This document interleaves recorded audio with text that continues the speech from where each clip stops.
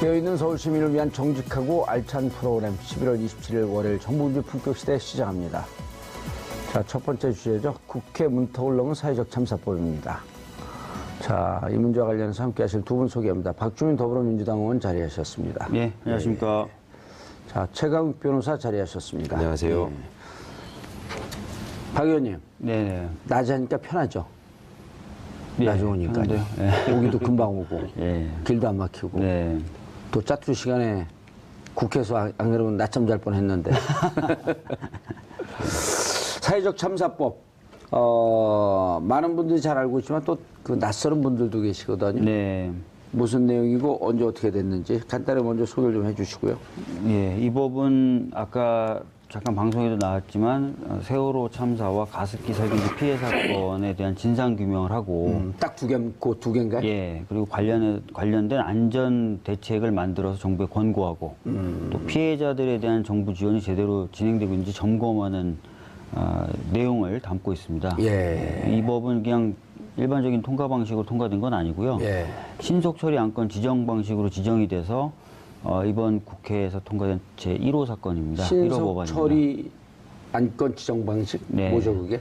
그러니까 국회 선진화법이 도입되면서 사실상 여야가 합의해야만 본회의에 상정될 수 있는데 그렇게 될 경우에는 굉장히 의사 진행이 어려울 수도 있다라고 생각해서 두 가지 예외를 법에다 예. 두고 있는데요. 하나가 국회의장의 직권상정이고요. 그렇죠. 근데 다른- 직권상정도 네, 무슨 그 내우 외한 뭐 이렇게 하고 맞습니다. 예. 대단히 심각한 규정으로 한정을 해놨잖아요. 예, 그러니까 국회의장의 직권상정은 예전에도 있었는데 국회 선진화법 도입되면서 그 범위를 훨씬 좁혔죠. 예. 요건을 강화하고. 예, 요건을 요건. 강화하고 다른 하나가 바로 신속처리 안건 예. 지정 방식입니다. 그러니까 180명 이상의 의원이 동의하거나 또는 해당 상임위의 5분의 3 이상 의원이 신속처리 안건 지정할 것으로 의결을 해주면은 예. 신속처리 안건 지정이 되는데 이름과 달리 330일이 경과해야 본회의에 올라갑니다. 아, 1년 조금 안 되는. 예, 그 작년 11개월이 되네. 예, 작년 12월에 그래서 발의와 함께 이제 신속처리 안건 지정을 해놨고요. 11개월이 지난 올해 11월 20일 이후에 열렸던 첫 본회의에 자동 상정된 겁니다. 예. 그래서 표결을 하게 된 것입니다. 그 신속 처리 안건으로 지정한 이유는 뭐예요? 그때 당시에도 지금 자유한국당이 반대를 했기 때문에. 예, 많은 분들이 기억하시겠지만 작년 여름에 제1기 특조위가 강제로 종료당했습니다. 네. 종료되는 것을 막기 위해서 1기 특조위 법을 개정해서 기간 자체를 연장하려고 연장하죠. 했었거든요. 그렇죠. 근데 그 법안에 동의했던 국회의원이 무려 168명 정도 됩니다. 그런데 처리가 안 됐어요. 예.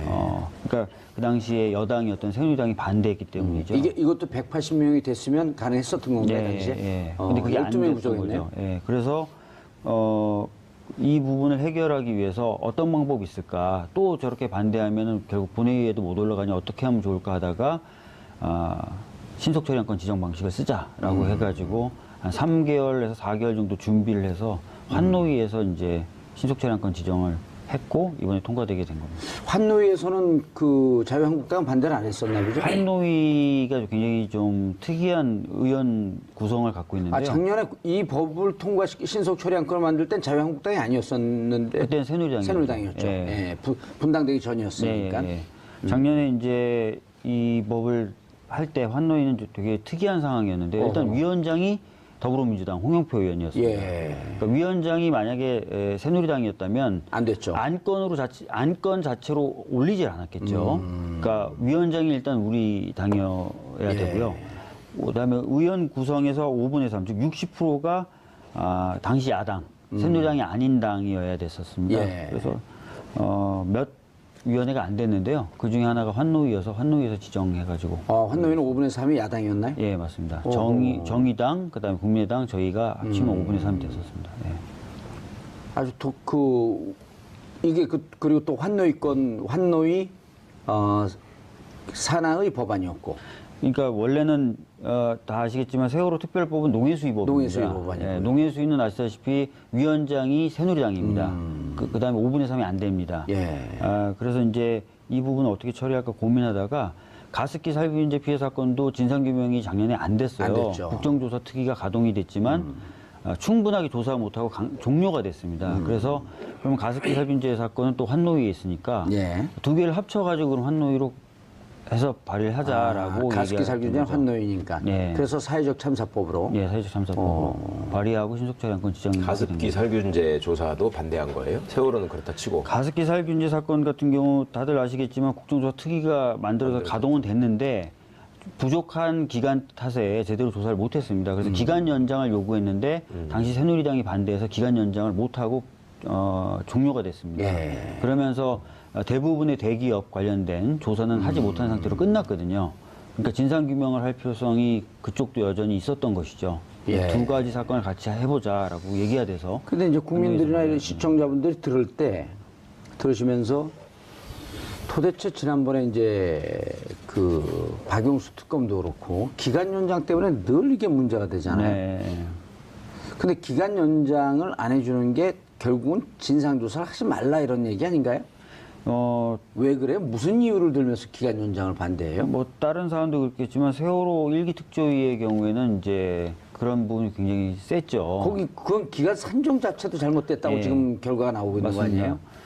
방금 말씀하셨던 대로 작년 6월 30일이 기간 종료일이다라고 해서 강제로 종료했는데 예. 조사관들, 거기서 일했던 조사관들이 국가를 상대로 소송을 제기했어요. 그랬더니 법원이 그래 맞다. 우리가 법을 해석해보니 6월 30일 날 종료되는 건 아니더라. 국가가 강제로 조기에 종료했더라라는 판단이 이미 1심에서 나왔습니다. 그만큼 이제 잘못된 계산 방식을 적용해가지고 종료시켰는데요. 그것뿐만 아니라 뭐 예산 배정도 굉장히 늦었고요. 파견 공무원을 보내야 되는데 파견 공무원도 굉장히 늦게 보냈고 심지어 주요 보직인 조사국장의 경우에는 다 이제 뭐 채용 절차를 다 끝냈는데 대통령이 임명을 안 해줘서 박근혜 전 대통령이 임명을 안 해줘서 아예 조사국장은 없었죠. 그런 상태에서 조기 종료가 돼서 그런 부분을 좀 많이 고치는 내용들을 이번 법에는 담겨 있습니다. 네. 그럼 이제 세월호 2기 그 특조위가 네. 구성될 수 있는 법적 여건이 마련이 된 건가요? 네, 맞습니다. 네. 최강 변호사님. 예.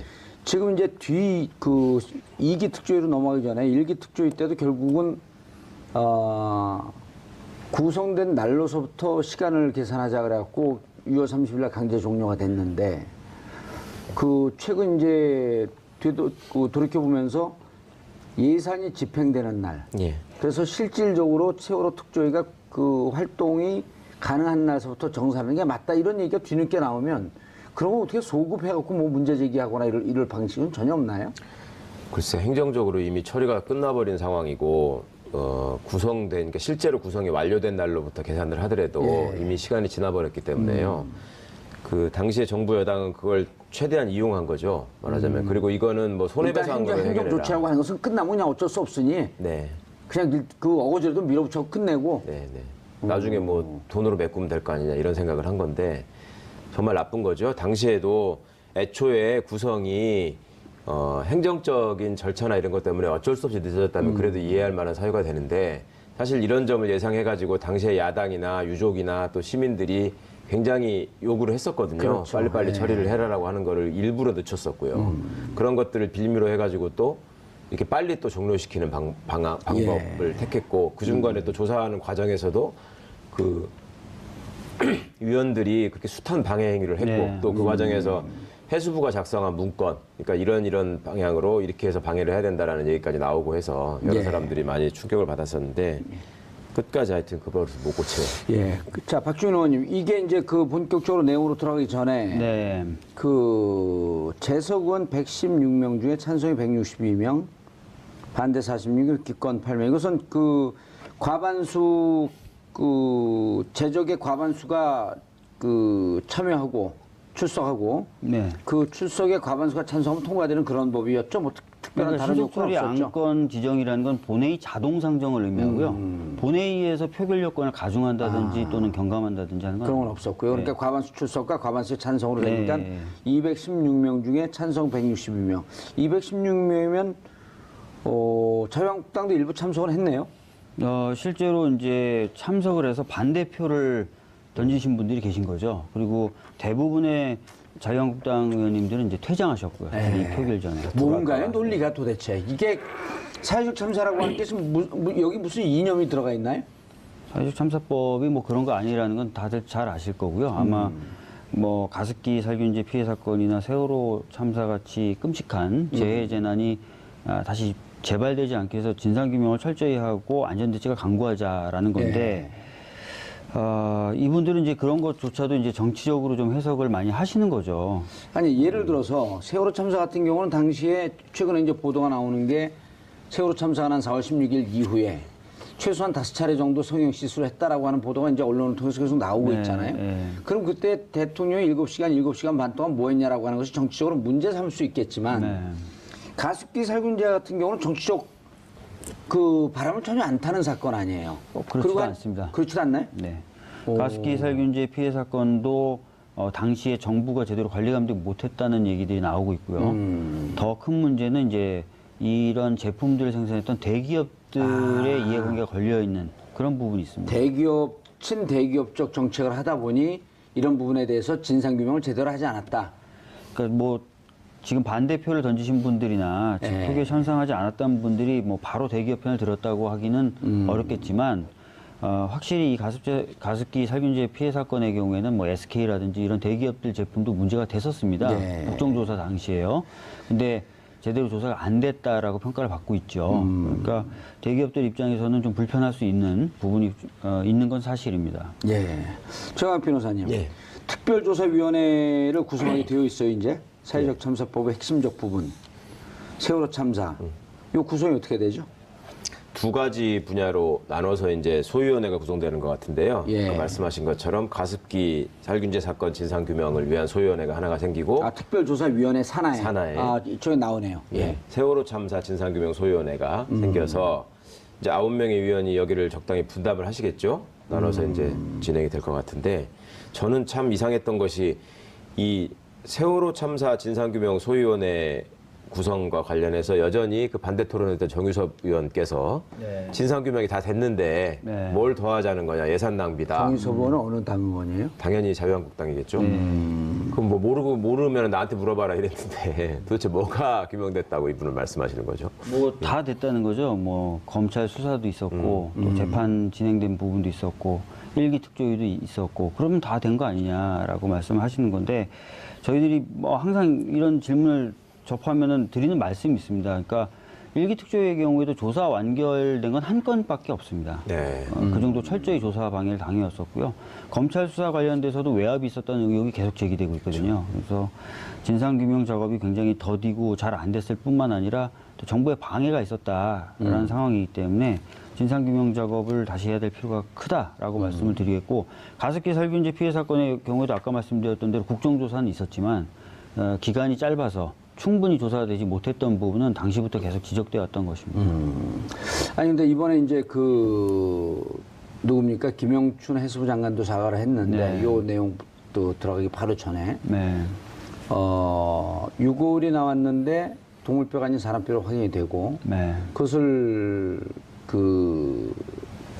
보도를 늦추고 직무유기했다. 그거 갖고 지금 홍준표 원내대표 당대표가 강력하게 문제 제기하고 있잖아요. 네, 그렇죠.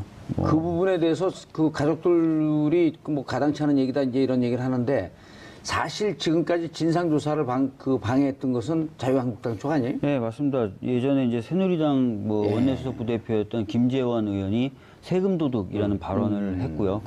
그것이 일종의 폼을 연 거죠. 그다음부터 그렇죠. 이제 수학여행 가다 예. 애들이 죽었는데 왜 그걸 국가 책임지냐? 맞습니다. 그리고 그다음에 이제 새누리당의 다수 의원들이 그런 비난성 발언들을 쏟아내셨고 그 이후에 새누리당이 추천했던 특조위, 일기 특조위 위원들도 공공연하게 조사 작업을 방해했던 것들은 여러 차례 확인되고 있는 상황입니다. 그러니까 이분들은 국민의 생명과 안전을 지키는 게 정부의 기본 사명이고 또 그 정부와 함께 그 정권을 뒷받침하는 게 여당이라는 사실, 그러니까 그 권한에만 집중을 하고 책임에 대해서는 생각을 안 하시는 것 같아요. 그러니까 그 책임 부분이 제기가 되면 항상 이거는 정권의 부담이 되는 거고 정권에 반대하는 사람들이 힘을 받을 수 있는 상황이 되니 무조건 정치적인 문제를 끌고 가가지고 유족을 비난하고 조사를 방해하고 하는 것이 마치 여당의 임무인 것처럼 예. 그렇게 생각하고 행동을 하셨는데 가습기 살균제 부분도 사실은 아까 의원님한테 이제 물어봤던 이유가 이걸 진짜로 반대하는 거냐 이상하다라는 건데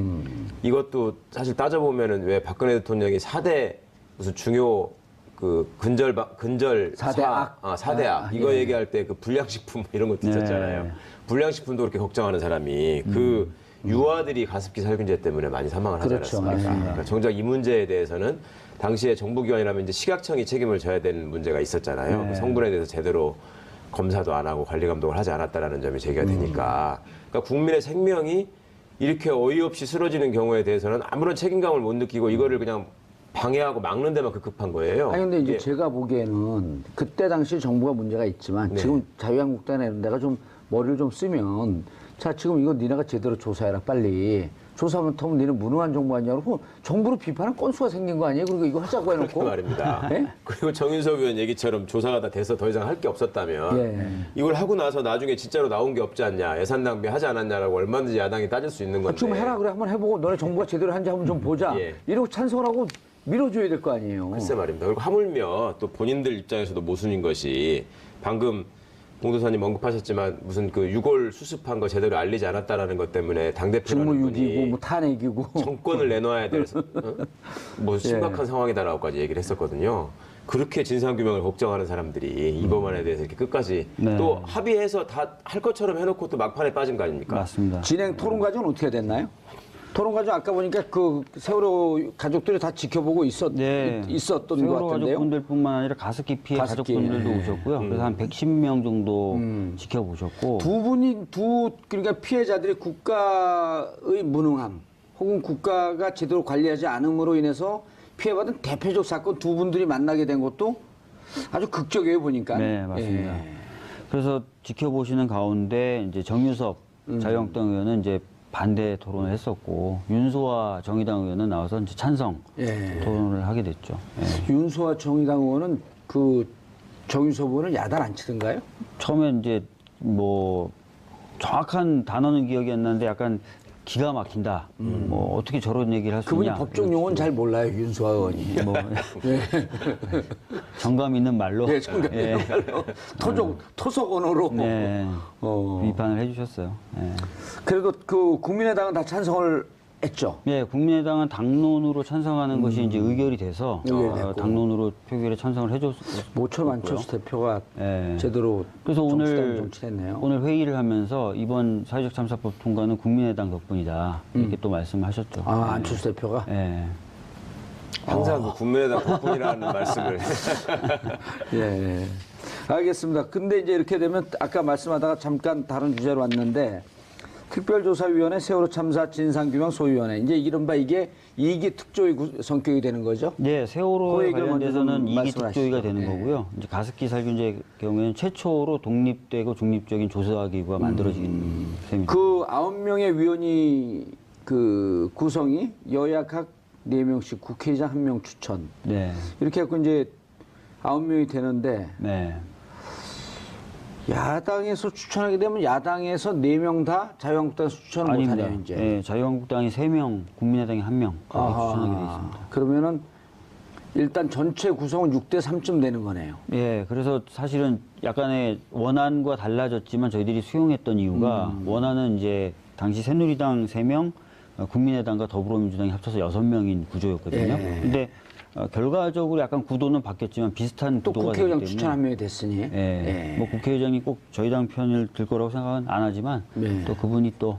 이렇게 몰상식하지 않게 아니, 중립적인 인사만 중립적인 들어가도 돼요, 여기는. 인사로 예. 하실 거기 때문에 뭐 저희가 수용을 한 것입니다. 알겠습니다. 그럼 세월호 참사 진상규명 소위원회 이 내용이 어떻게 되죠?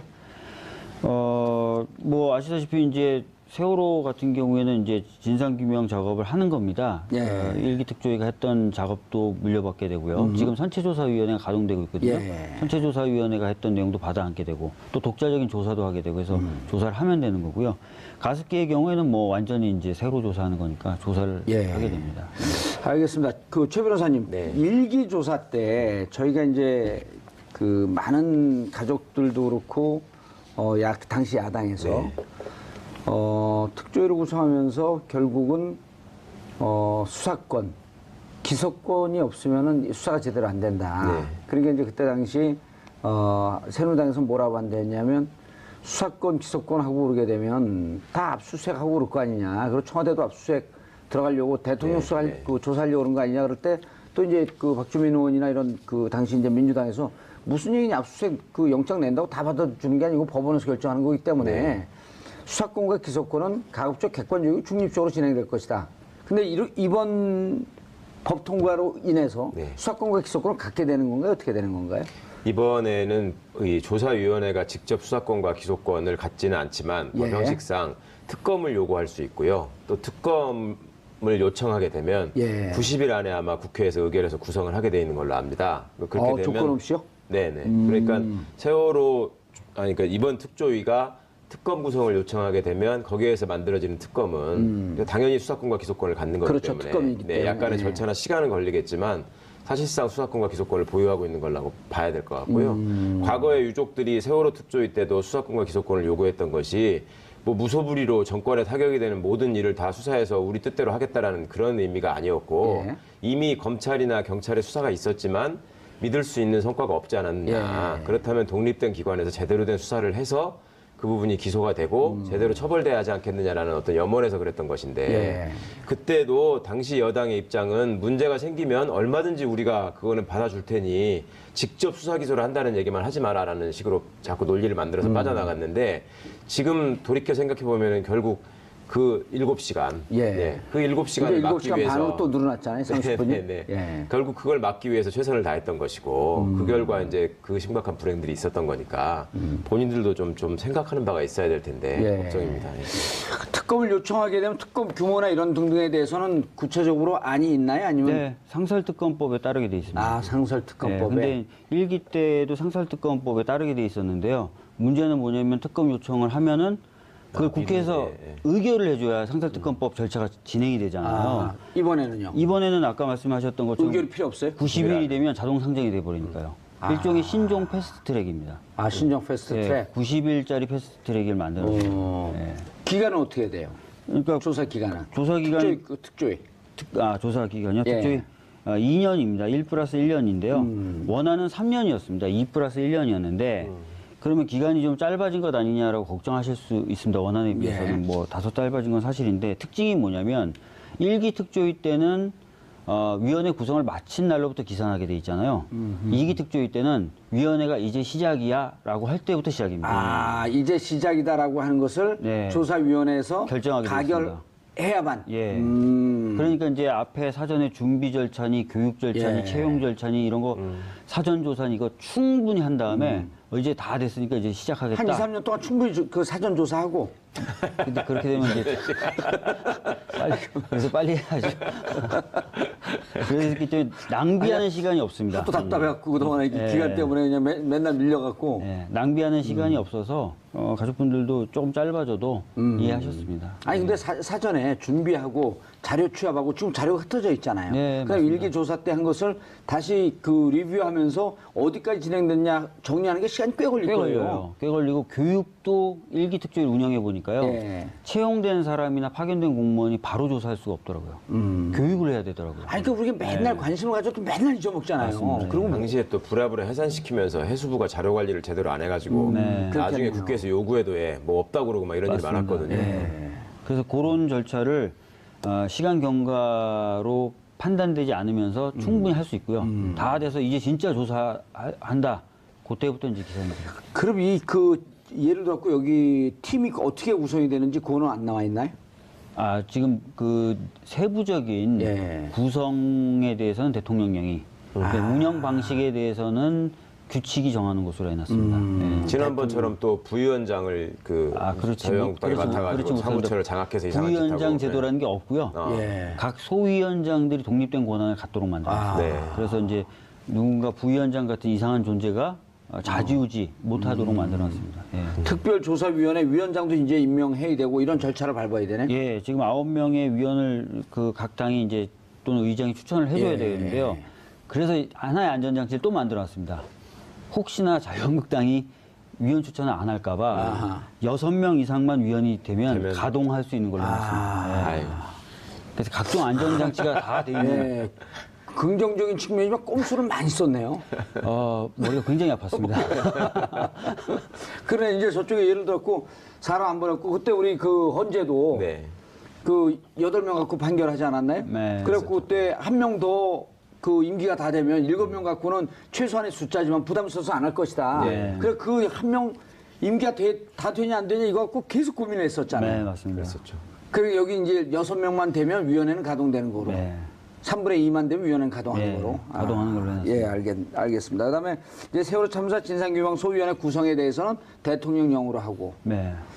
그러면 가족들의 반응은 어때요?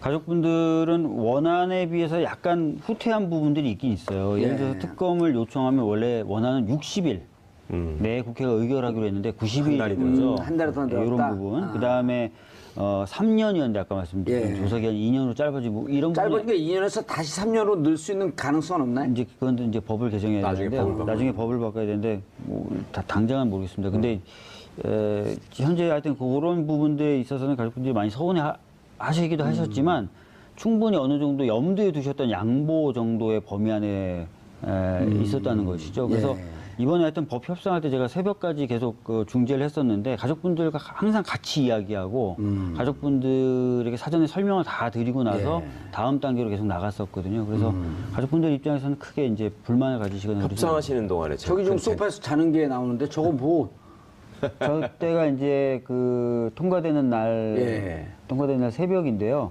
저기가 어딘가요? 의원실입니다. 아, 그 의원실이고 박주민 의원실이요? 의원실 저렇게 지저분해. 좀 지저분합니다. 그래서 저희가 계속 협상되니까 안을 계속 새로 만들어야 되잖아요. 예. 옆에 그 누구 작업을 계속 다른 보좌관도 자고 있는 것 같은데요? 저 옆에 계신 분은 4.16 연대, 아, 4.16 4.16 연대 박내군 상임위원. 예. 예. 전날 이제 가족분들도 와서 주무셨고, 사실 가족분들은 저 전날부터 저희 의원실에서 주무셨고요. 한 8분 정도가. 이제 전날은 이제 안에서 작업하고 있는 몇 명 빼고는 다 국회 처마 밑에서 눈 맞으면서 노숙 가족들이 예. 이 추운데. 그러니까 뭘 그렇게 자꾸 시비를 걸어서 바꿔주느라고 그런 거. 그러니까 뭐 기간 문제라든지 아까 말씀드렸던 특검 요청하면은 그거를 국회가 귀속되는지 기속되느냐 아니냐. 뭐 그런 것들에 대해서 여러 쟁점들이 있었는데 막판까지 오케이를 안 줘가지고 애가 많이 탔었죠. 예. 어디서 오케이를 안 좋았고요. 자유한국당도 그렇고 자유한국당도 그렇고 국민의당도 그렇고. 야, 또 진짜 가족들은 하도 지난 한 3년 동안 당해갖고 네. 뭔 말을 해도 콩으로 매주 쓴다고도 잘 믿기지 않는 상황이 있잖아요. 가족도 설득해도 좀 맞습니다. 쉽지 않아. 아니, 그래서 이제 아예 네. 아까도 말씀드렸지만 제가 이제 어떤 내용이 나오면 항상 가족분들한테 먼저 설명하고 그다음에 저뿐만 아니라 저희 수석 부대표나 원내대표님도 가족분들 의사가 있어야 다음 단계로 나가는 그리고 심지어는 가족분들이 원하지 않으면 우리 무리해서 안 받는다 이 가이드라인을 미리 정해놓고 협상을 했던 거거든요. 그래서 마치고 나서 표결이 끝나고 이제 법이 통과되고 나서 유경근 집행위원장님이 이제 기자들 상대로 말씀하시는데 그 얘기를 하시더라고요. 예전과 달리 정말 좋았던 점 중에 하나는 더불어민주당이 가족분들과 계속 호흡을 하면서 협상을 하더라. 그게 제일 좋았다라고 말씀하시더라고요. 아, 그러려고 국회 들어간 거 아니에요? 그러려고 국회 들어왔어요. 그 성과로 또 요즘 통과되고 나니까 우리 박 의원 행간에 쳐줘야 된다고 그러고 좋아하시잖아요. 이제 시작이죠. 그 진상조사. 이제 시작입니다. 이제 뭐 위원 추천도 해야 되고요. 예. 할 일이 정말 많습니다. 예. 정말 내일처럼 바지런히 다닐 분들이 좀 있었으면 좋겠어요. 네, 안 그래도 그래서 지금 위원 추천에 대해서 저희 당부터 시작해서 많은 사람들이 고민하고 있는데요. 아니, 그러니까 위원도 위원이지만 이제 막상 그 세월호 참사 진상규명 소위원회 구성이 되면 네. 일기 특조위 같은 분들도 무척 열심히 하셨단 말이에요. 그래서 네. 내일처럼 전념해갖고 일을 할 수 있는 분들이 들어와서 그래야죠. 2년이 생각보다 길지 않을 수 있어요. 뭐 준비 기간 포함해서 한 2년 반쯤 된다고 쳐도 네, 그래야 길지 않은 기간이기 때문에 알겠습니다. 가습기 살균제 네. 진상규명 소위원회 이 부분에 대해서 좀 들여다보죠. 예, 피해자는 훨씬 많아요. 훨씬 많죠. 사람 숫자로만 따지면. 이건 최 변호사님 이거 어떻게 되는지 이렇게 해갖고 진상 규명이 되면 세월호 참사 같은 경우는 그 배보상 문제가 다 끝나지 않았나요?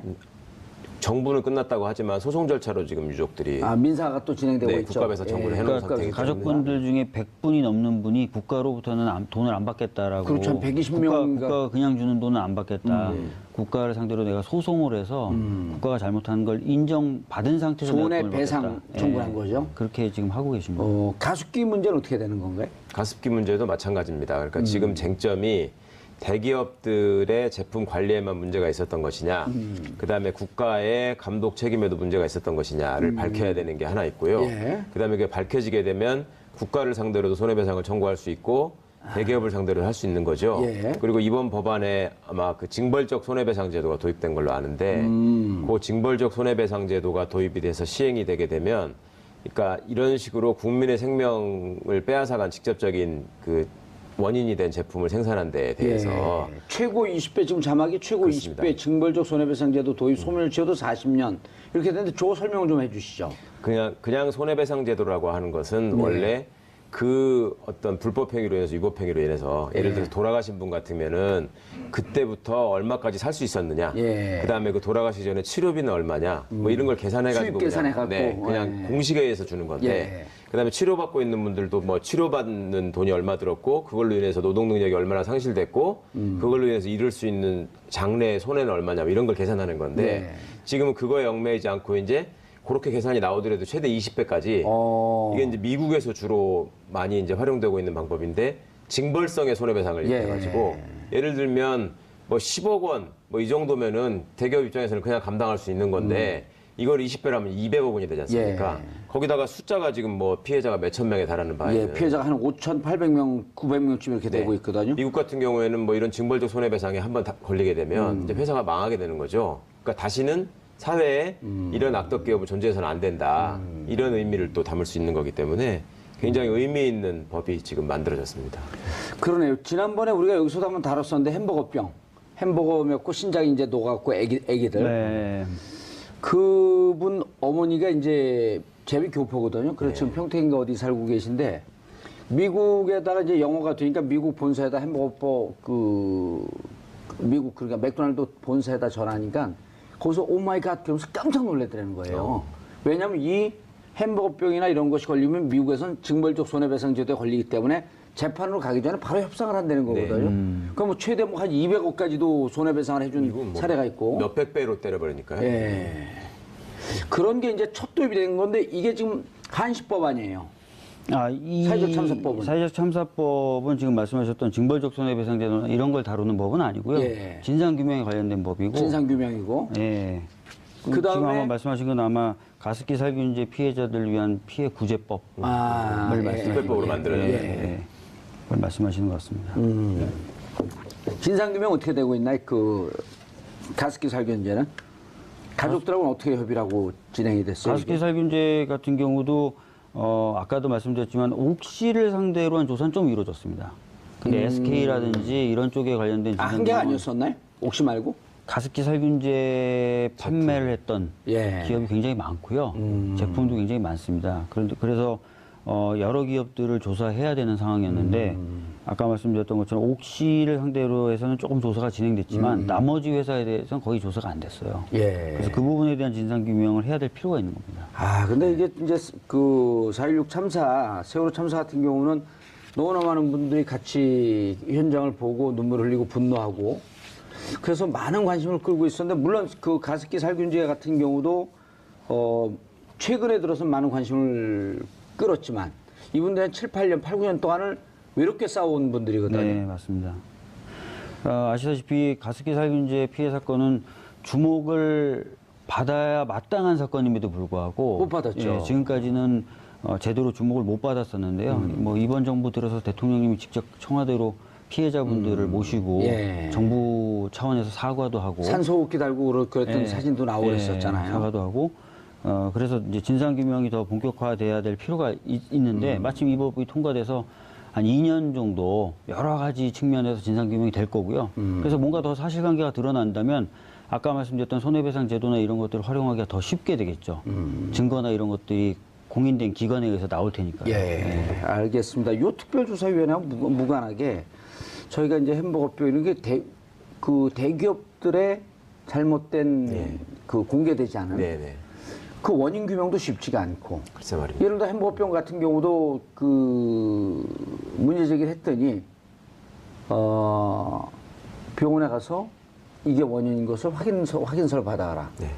이거는 이제 그 세균이 곰팡이균이 들어가고 안에서 터져버리는 거거든요. 그 증거도 안 남는 건데 그 차제에 징벌적 손해배상 제도 이건 도입해야 되지 않나요? 물론입니다. 그러니까 그거에 더해서 입증 책임에 관한 입증 책임 네. 전환이라고 하는데요. 그러니까 일반적인 민사상의 불법행위 법리로 가게 되면 손해배상을 청구하는 사람이 예. 이게 어느 부분에 위법이 있고 어느 부분에 고의 과실이 있는지를 자기가 다 입증을 해야 됩니다. 그렇죠. 근데 그거 어떻게 하겠어요, 개인이? 그러니까 거기서 생겼던 문제가 과거에도 유명한 그 삼성전자 백혈병 예. 사망 사건 작업장에 지금도 아직 규명이 안 이 되지 부분도 않나요? 계속 지금 소송이 진행 중인데 예. 최근에 이제 좀 전향적인 판결로 이제 승소 판결들이 나오고 있습니다. 그런데 그게 수년이 걸리고요. 그 다음에 역학조사라는 그 진상 규명을 위한 원인 관계 조사를 할 때도 예.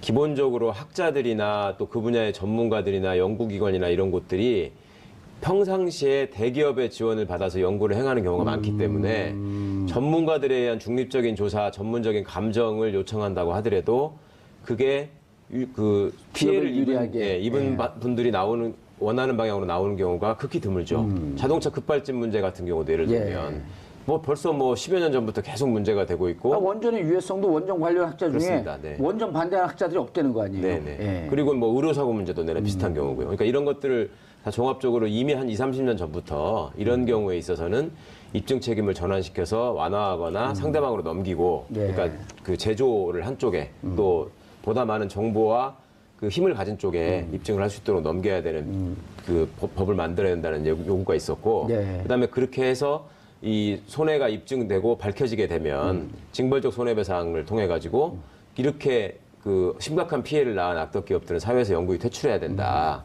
이런 의미를 국가가 나서서 선언해야 된다라는 주장이 계속 있어 왔는데 예. 계속 이제 재벌과 대기업을 비호하는 정치 세력들이 계속 힘을 갖고 있다 보니 예. 여전히 난관이 있죠. 예. 알겠습니다. 박주민 변호사님 사회적 참사법 네. 통과 그 고생 많이 하셨는데요. 아닙니다. 세월호 변호사로 잘 알려졌듯이 이제 앞으로 네. 또 2년 반 정도 3년 가까이 하면 임기가 세월호로 시작해서 세월호로 마칠 것 같아요. 네. 재선은 제가 보좌하실 테니까요. 다른 정치적 활동은 재선한다면 또 하시고. 예. 세월호 문제 진상규명, 그다음 가습기 진상규명에 좀 더 만전을 기해 주셨으면 네, 알겠습니다. 바랍니다. 네. 두 분 인사하시고요. 고맙습니다. 예. 네. 정봉주의 품격 시대에서는 여러분의 소중한 의견 받습니다. 샵 5400으로 주제에 맞는 다양한 의견 문자로 보내주시기 바라겠습니다. 정봉주의 품격 시대 두 번째 주제는 인간빈 석방과 우병우 기습 압수수색입니다. 자, 이 문제와 관련해 함께 하실 두 분 모셨습니다. 이재하 변호사 자리하셨습니다. 네. 자주 나오세요? 월요일 날 고정이세요? 네. 오, 재판도 많으신 분이? 월요일 날 재판 없습니다. 월요일 없어. 월요일, 맞아. 내가 만주에서 내려오나 깜빡 잊었네. 자, 차윤성 기자 네, 자리하셨습니다. 안녕하세요. 이재하 변호사는 정말 재판 많이 하시죠, 요즘? 네, 뭐 계속 이기니까 계속 물려들어요. 정권 최고의 바뀌니까. 변호사. 아니, 정권 바뀌기 전에는 계속 졌거든요. 정치 저도 변호사. 그럼 졌잖아요. 정치 변호사 아니에요? 정치 변호사? 아니 뭐 네? 아니, 또, 정권 왜 교체하고 답변을 못하시네. 무관한 겁니다. 예. 그리고 아닌 걸로 가. 과거에는 김현장에 갔을 사건이 네. 이제는 이재하 변호사. 그런 사건들 좀 오죠. 예. 그래서 요즘은 김현장이 아니라 여기 이엔심. 이엔심. 이엔심. 자, 그런데 우리가 웃지 못할 상황이 계속 벌어졌어요. 임관빈 국방부 정책실장 또 석방됐고. 네. 그러니까 김관진 김관진 이어서 전 장관도 임관빈. 그러니까 김관진 전 장관이 아주 뭐 국민들의 예상과는 달리 구속 적부심에서 영장 전담 판사의 논리를 180도로 바꿔가면서 석방시켜 주니까 그 밑에 임관빈 전 국방부 정책실장도 나는 그 부하 직원인데 나도 내달라 이렇게 해서 다시 구속 적부심 심사에서 바로 풀어줬죠. 그런데 이게 지금 신광열 부장판사, 신광열. 네, 부장판사는 이건 아마 지금 판사들도 이해를 못하는 것 같아요. 네. 그러니까 대체적으로 영장 실질 심사를 거친 경우에는 구속 적부심이 뭐냐면 구속되고 기소되기 전에 구속을 하는 것이 과연 적법한지 적합하냐 부적합하냐 적부심. 이런 게 이제 예컨대 뭐 반의사 불벌죄에서 처벌 불원 의사가 있었다든지 예. 그 재산범죄에서 실질적으로 피해가 회복됐다는 이런 뚜렷한 사정 변경이 없으면 변호인들도 당사자들 잘 모르니까 네. 하지 말자 그러거든요. 아니 김관진도 실제로 변호사들이 하지 말자, 본인이 하지 말자 그런 걸 변호사들이 설득을 했다는 거 아니에요? 이제 그런 이야기가 나오는데 그거는 이제 일반적인 경우와 다른 경우잖아요. 예컨대 이제 변호사는 오히려 다른 어떤 루트를 통해서 석방될 가능성이 있다고 판단을 한 것이 아닌가 하는 생각이 들어요. 예, 다른 루트를 통해서. 예. 이지아 변호사의 촉이 발동하고 시작했어요. 근데 음모론인가요, 촉인가요? 저는 그렇게 그러니까 왜냐하면 신광렬 부장판사 같은 경우는 저는 작심하고 이거 석방시켜 준 것 같거든요.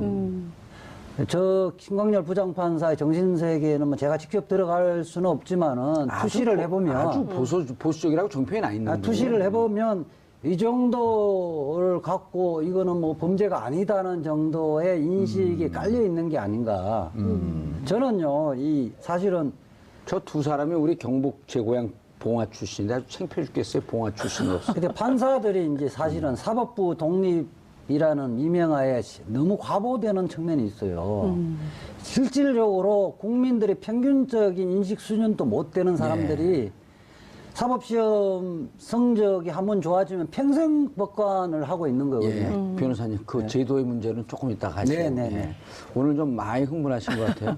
흥분 좀 해야 될 것 같아요. 예, 흥분 좀. 근데 실제로 법조인들이 이 변호사님처럼 판단하는 가장 큰 이유가 사실 풀어준 적이 거의 없어요. 그러니까 왜냐하면 특별하게 정말 이 풀어줄 수 있을 만한 그 변경 사유, 사정의 변경. 그렇죠. 사정 변경이 있어야 가능한데 사실 그런 내용이 하나도 없기 때문에 이것은 매우 이례적이다 이렇게 보는 거고요. 저희가 이렇게 쭉 찾아봤더니 실제로 작년에 그 체포됐다가 구속적부심에서 신청한 풀려난 사람들. 예. 인용률이 15.1% 그렇죠. 정도밖에 안 되는 2,000 몇 건 중에서 한 300건 그렇죠. 정도. 그러니까 15.1%. 사실 이게 굉장히 이례적이고 특별한 사정 변경에 사정이 있는 것도 아니고 15.1%가 다 사정 변경이 있었다는 거예요. 그렇죠. 예, 그러니까 그러니까 그 합리적으로 법원을 설득할 만한 타당한 사유가 있었을 때 15.1%인 거예요. 근데 이제 그 열 하루 만에 어떤 변화가 있었냐는 거죠. 그래서 저도 이게 그렇게 된 다음에 지난주 말이었잖아요. 네. 일단 김관진 석방됐을 때 법조 출입 기자들 한 두세 명한테 전화를 해서 네. 어떻게 인터뷰가 되냐 그러니까 판사들이 네. 다 인터뷰를 거절했답니다. 그러니까 판사들 코트를 하나도 못 땄어요. 그러니까 이 상황이 판사들이 이거 뭐 가능한 일입니다라고 얘기할 만한 판사들이 없었던 거예요. 이게 구속영장 발부가 설령 조금 이렇게 과하다 싶을 정도여도 그러니까 그 구속영장 그걸 적부심에서 다시 풀어줘 버리면 예. 그 영장 전담 판사가 잘못했다는 걸 지적하는 꼴이 되기 맞아요. 때문에 안 하거든요. 네. 그렇기 때문에 이게 법원에서 며칠 11일 만에 정반대 결론 내버리면 법원의 신뢰도 무너지는 거잖아요. 그 개인적으로는 영장 전담 판사를 한마디로 물먹이는 거기 때문에 특별한 사유 없으면 안 하거든요. 명백하게 그 이후에 사정 변경이 없으면 안 해주는 이유도 그것 때문에 그런 문제 때문에 있는 거거든요. 근데 지금 그 김관진 전 장관 측 변호인단이 그러니까 구속 자체가 잘못됐던 거다 이런 주장을 하고 있거든요. 그러면서 이제 구속적부심 심사를 했는데 거기에 이제 예로 든 게 헌법 37조 위반이라는 거예요. 모든 군인이나 군무원들은 정치적 의견을 자유롭게 표현할 수 있다라는 조항이 있기 때문에 이게 문제가 되지 않는다. 그리고 법률적으로 다퉈볼 여지가 있다라고 주장을 하고 있는 건데 군형법 94조는 뭐예요? 군형법 94조에는 정치적 중립이거든요, 군은. 그렇죠. 예.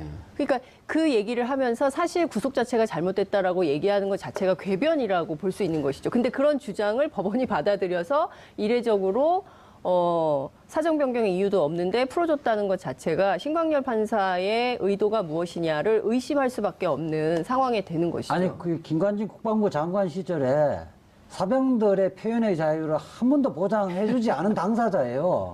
우리가 군인들 또 정치적 자유라는 것은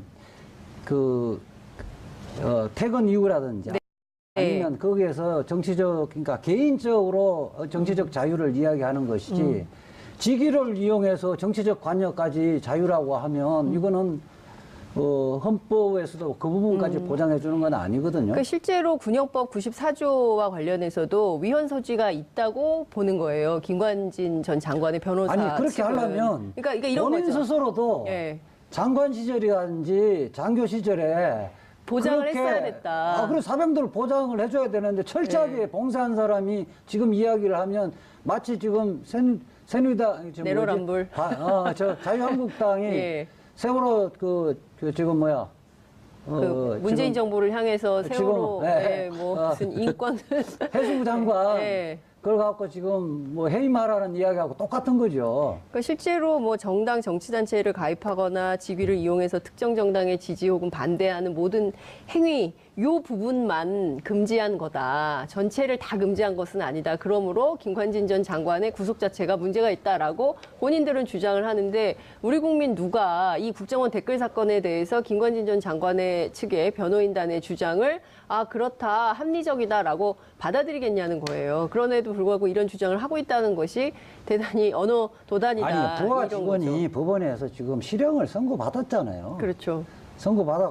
받았기 때문에 그 주장은 설령 지금 신광열 부장판사는 아마 군인이나 공무원들의 정치적인 표현의 자유를 인정을 안 할 겁니다. 아니 제94조가 이거 지금 제가 찾아보려고 침묵하고 있었는데 침묵. 예, 정치 관여예요. 네. 정치 관여에서 그 금지. 직위를 이용하여 특정 정당이나 특정 정치인에 대해 지지 또는 반대 의견을 유포하거나 네. 그러한 여론을 조성할 목적으로 특정 정당이나 특정 정치인에 대해 찬양하거나 비방하는 내용의 의견 또는 사실을 유포하는 행위가 정치행위 금지예요. 그렇죠. 이게 군형법 94조거든요.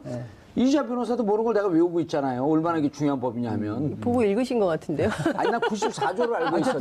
일단 안 94조. 했던 간에 찾을 수 있는 네. 능력이 되는 게 중요한 거예요. 만주 변호사. 이게 이지아 변호사가 알려준 거거든.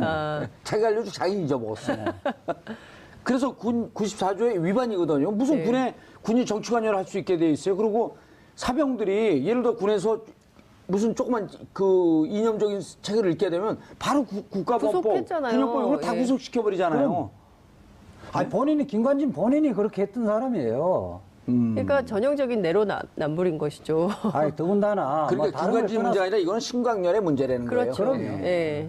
그러니까 김관진 전 장관은 피의자 신분이기 때문에 뭐 받아들이든 안 받아들이든 자기 주장을 할 수 있는 거 자유는 예. 있어요. 네. 그 판단을 하는 사람이 판단인데 그거는 지금 종전에 부하 직원들이 지금 실형을 받았다는 걸 고려 안 할 수가 없는 거거든요. 이태하 지금 네. 심리전 단장 구속되어 있잖아요. 실형을 받았죠. 실형 받았죠. 1년 6월인가 얼마 받았죠. 네, 1심에서 실형 받았죠. 그럼 1심은 이런 거 아니 조폭 논리가 또 도입되는 거야. 행동대원들은 실형을 받았는데 네. 조직 두목은 난 지시한 바가 없어. 지 혼자 가서 싸운 거야. 그래서 지금 더군다나 지위가 지금 진광열 부장판사는 지방법원 부장판사가 아니고 고등법원 고급 부장판사예요. 부장판사고 그 고등법원에 부장판사 된 지 5년이니까 고참 고등법원 부장판사거든요. 그러니까 중요 사건 부분에서 이제 서울중앙지법원 신청 50부, 뭐 형사 51부 이런 네. 데는 이제 고등법원 부장판사가 수석 부장판사로 내려와 있는 거거든요. 그러니까 이 정도를 모르는 사람은 아니에요. 작심하고 작심하고 정치적 했다. 사유로. 그러니까 일종의 정치 투쟁을 한 거라고 봐요, 저는. 근데 저렇게 해갖고 이게 지금 모든 판사들이 보기에도 이상한 거 아니에요. 네. 그리고 이게 법과 양심에 따라서 한 게 아니라 본인의 정치적 소신에 따라서 한 거 아니에요. 저는 일종의 정치 행위를 받고 저는 이제 그럼 김명수 대법원장이 뭔가 징계할 수 있는 이런 게 없나요? 그 자체로는 징계를 못 하죠. 또 판결의 형식이니까 그 자체로는 징계를 못 하는데 저는 이 법원장으로 이제 나갈 정도의 이제 기수인데 법원장 나가는 거 포기하고 저는 정치권으로 오지 않을까 싶어요. 이미 이제 법원에서 그 생활을 접을 각오를 하고? 하고 작심 판결을 해서 예. 한쪽의 정치적인 세력에 손을 들어준 거 아닌가 이렇게 생각 들어요. 그러면 지방자치 때 무슨 봉합운수나 이런 데로 나오는 건가요? 아니, 그 정도는 안 하고 적어도 국회의원이나 뭐 이렇게 중앙정치로 하겠죠. 진출을 하려고 한다. 뭐 그런 이런 의도가 말씀. 있다. 네. 아, 저는 그렇게 근데 이렇게 보여져요. 이렇게 보여진다 이런 건 허위사실 유포는 아, 아닌 그 거죠? 의견이죠. 근데 실제로 지금 근데 이런 의견 어때요? 국회의원은 나왔는데 떨어질 것 같다. 이런 것도 의견인가요? 그것도 의견이죠. 네. 어떨 것 같아요? 아니, 그거는 생각이잖아요, 저는 생각. 점치지 않겠어요. 왜냐하면 기자이기 때문에. 근데 그래서 다 점치면서 아니, 저 많죠. 예측하잖아요, 예측. 해설 기사가요. 보인다. 다 보인다. 의견 다 아니, 그렇긴 자기 생각 한데. 이야기하는 거예요. 아니, 우리 다 지금- 기자 출신이에요, 선배 기자들한테. 아니, 말지 기자님들. 아니 근데 지금 제가 우려되는 것은 네. 이런 거예요. 그러니까 지금 보수 정치인들 그리고 예. 보수 언론들이 앞다퉈서 주장하는 것이 신났어요, 요즘 잘 신났어요. 신광열 판사에 대해서 신상털이하는 거 문제 있다. 그리고 그 언제적인데 뭐 동향, 그러니까 고향이 같다, 뭐 같은 대학이다, 뭐 무슨 사법연수원 기수가 같다, 뭐 이런 식으로 이를테면은 연좌제를 적용해가지고 그게 연좌제예요? 비판을 하느냐, 뭐 자기들이 이런 뭐야, 식의 우리가 남이가 한 건 언젠데? 그러니까요. 이제 예? 그런 건 다 잊어버리고 이제 와서 새로운 프레임을 만드는 것이죠. 이제 이런 프레임에 대해서 국민들이 비판하는 것을 일종의 무슨 마녀 사냥하는 것처럼 편폐하고 있다는 것이 제일 큰 문제 아니, 같아요. 그러니까 저는 판결이 저는 국민 참여 재판을 하는 이유도 그런 거거든요. 네. 판결이 국민들이 이해하지 못하는 판결은 좋은 판결이 아닙니다. 맞습니다. 법이란 것은 국민들의 생각을 법률화 시킨 거고요. 판결도 그게 그렇게 처음부터 그렇죠. 끝까지 있었던 사람들이 수긍이 가야 예. 좋은 판결입니다. 아니, 그럼 국민들이 이 부분은 또 쉬워요. 뭐냐면, 네. 이것을 했을 것으로 짐작되는 연재호, 옥도경, 그 다음에 이태하 뭐 이런 등등이 시성도 받고 조사받고, 그 다음에 그 위에서 이미 증거도 나왔고, 네. 이런 거 국민들 다 알거든요, 요즘은. 그 이제 기업체 같은 업무상 횡령 같은 5~5명 구속돼 있잖아요. 예. 그 형량 정해지는 건요. 그 범죄에 얼마나 시간 투자한 것이 아니라 평소에 회의 자리에 순서대로 형량이 정해지는 겁니다. 아. 그다음에 회의 끝나고 술집에 가서 회식을 하잖아요. 예. 서열 순회로 그게 법감정이 맞는 거. 실제 그렇게 예를 들어 우리가 삼성그룹의 횡령부야. 예. 예? 아니, 횡령부? 횡령부. 아, 미래 전략식이다. 이렇게 하면 미전시에 횡령부. 미전시에. 그렇게 하면 횡령부 없어요. 서열에 아 근데 같은 여기서, 사람도 여기서 예를 들어 부장이 횡령을 하면서 야 우리 여기 우리 부에서 이러갖고 돈 좀 빼내는데 너네 알고 있지? 입 다물고 그러고 얘 많이는 안 빼내고 한 2천억 정도를 횡령을 했어요. 예? 예. 2천억 정도면 이제 가벼운 돈이니까. 2,000원 아니고요. 네, 2,000원. 어쨌든 예. 그건 관계없이. 그러면은 자 이제 할 때 이 형이 나오는 순서는 대장이 제일 많이 나오고. 직급별로 딱 나오게 되는 거죠. 그럼 여기서 김관진이 제일 세게 나와야 되는 거네. 아, 그럼요. 실제 1심 판결 선고 때는 예. 그렇게 되어 있습니다. 자, 이런 논리에 대해서 어떻게 하면 제가 이제 자유한국당이나 이런 반대 야당이에요. 대한민국 사법부가 네. 무죄 추정의 원칙으로 네. 대법이 확정될 때까지는 무죄다. 네. 그러므로 그리고 기본적으로 불구속 수사, 불구속 재판의 원칙을 지켜야 되는 거 아니냐. 아, 맞죠. 예. 불구속 그래서 재판이 나왔어. 원칙이고 예. 그렇게 해버리면 근데 도주 자꾸만- 우려도 있고 재판도 진행이 안 될 거고요. 도망가는 사람도 있고 증거를 조작할 사람도 있고 이미 그다음 자살하는 사람도 있고 여러 가지 경우가 있기 때문에 불구속 원칙이지만은 범죄 혐의가 중대하고 도주나 증거 인멸에 우려 있는 경우에는 재판을 신속하게 재판을 하고 그다음에 국가 형벌권을 확보하는 차원에서 예외적으로 구속시킬 사람 구속시켜야 되는 거거든요. 그렇죠. 그리고 옛날에는 구속영장 청구를 하면 판사들이 예. 실질 심사를 안 해보고 바로 구속 여부를 결정했잖아요. 지금은 피해자들을 직접 불러가서 판사들이 기록을 보고 궁금한 거를 물어보고 판단하고 구속하는 것이 네. 적절한지 적절하지 이미 않은지. 네. 구속 적부심을 영장 실질 심사 단계에서 이미 한 번 하는 겁니다. 그러니까 한 번 했던 거를 다시 와서 후배 영장 전담 판사 5년 전에 자기가 그거 했던 예. 자리입니다. 후배 영장 판사 했던 거를 저 친구가 제대로 했을까 내가 다시 보자 이러니까 내 생각과 다른데 뒤집어 버리는 거는 후배의 물먹인 거예요. 후배 물무게뿐만 아니라 이 법원의 판결 자체를에 대해서 불신을 조장하는 문제가 생기는 거죠. 그러니까 제가 보기에는 말씀 주신 대로 영장실질심사 받아도 이제 구속적부심 한 번씩 다 해보는 거예요. 어떻게 될지 모르니까. 그래서 실질적으로는 구속직부심이 영장실질심사를 받은 사람에게는 예. 사실상 의미 없는 제도로 아니 이렇게 정착돼 이렇게 있어요. 딱 그 단수 조항을 두면 안 돼요. 사정 변경이 있는 경우 구속 적부심을 신청한다. 그래 되지만 이제 법관의 실질적으로 재량권을 너무 침해하는 문제가 있기 때문에. 아니 근데 이렇게 정치적 그러니까요. 판결을 정치적 해버리니까. 판결. 그렇기 때문에 이런 그 신광열 판사 같은 경우는 법원 내부에서도 이미 평가가 되죠 겁니다. 그래서 저는 법복을 얼마 못 입을 거라고 보여집니다. 곧 벗고 뭐 정권 더군다나 지금 저 임관빈 정책실장을 풀어준 거는 너무 더욱더 가관이죠.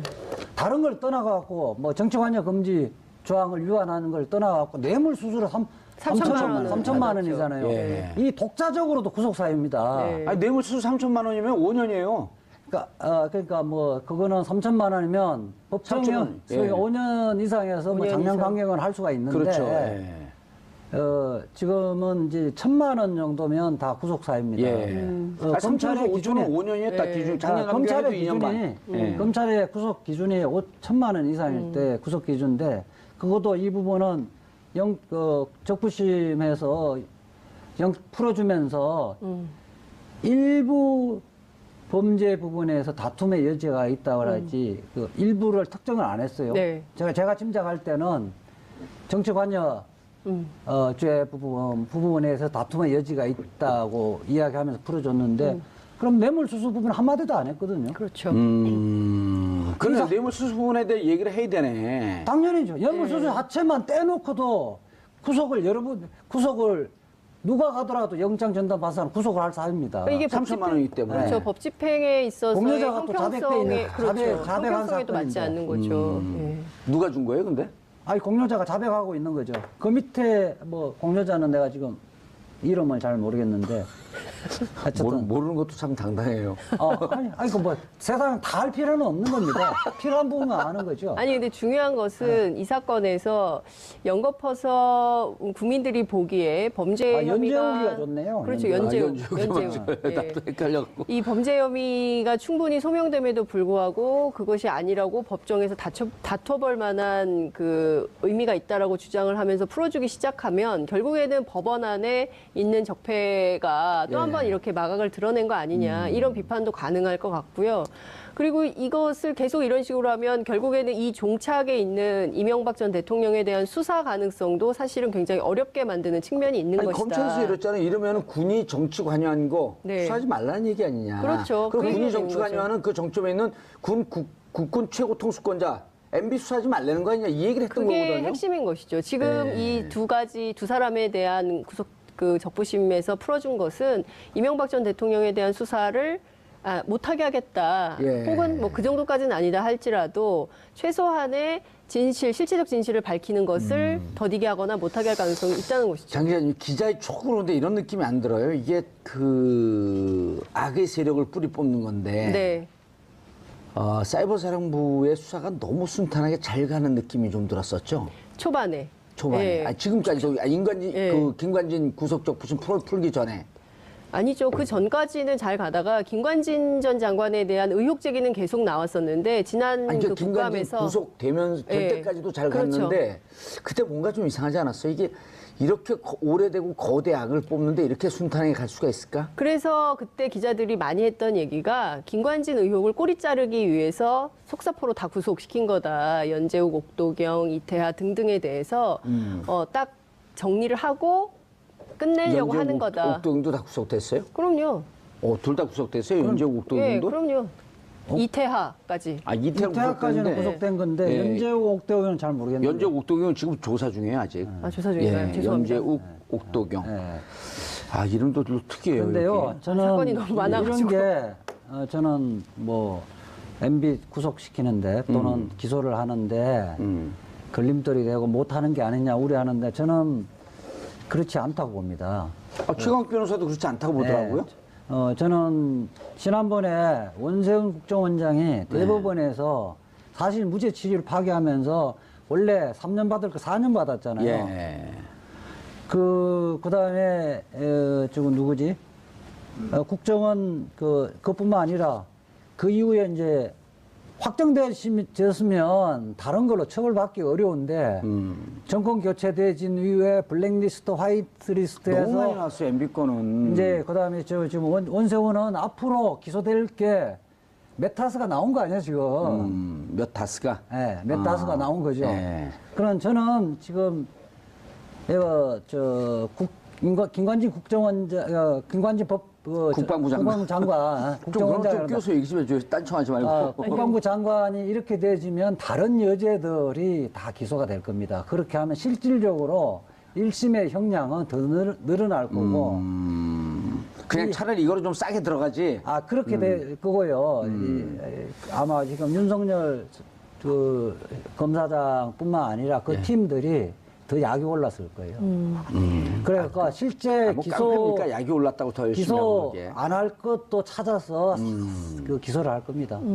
그리고 MB는 그에 대한 그 수사 및 기소는 다소 뭐 보름이나 한 달 정도 늦어질 수는 늦어지지. 있지만은 예. 처벌하는 데는 큰 지장이 없다 그렇게 봅니다. 연재욱, 옥도경 두 사람은 불구속 상태에서 조사를 받다가 연재욱 사령관의 경우에는 지금 집행유예를 선고받은 상황이네요. 그렇죠. 그런데 이 거대하게 뿌리 뽑힐 때는 이게 우당탕탕하면서 끝까지 버티잖아요. 꼭 그런 것 같지 않아요? 느낌이 뭔가 다른 데서 대형 사건이 좀 터질 것 같은 느낌이 좀 안 들어요? 다른 데서 대형 사건이 터질 것 같은 느낌은 잘 모르겠는데요. 지금 드러난 그런 걸왜 사실 물어볼까요? 뭐가 좀 갖고 계신 정보가 있으시니까 그런 얘기를 하는 게 그런 아닌가 느낌, 싶어요. 저는 이제 뭐 이거 방송 지나니까 정책 네. 중립이에요, 저는. 네. 자유한국당도 반대하고, 네.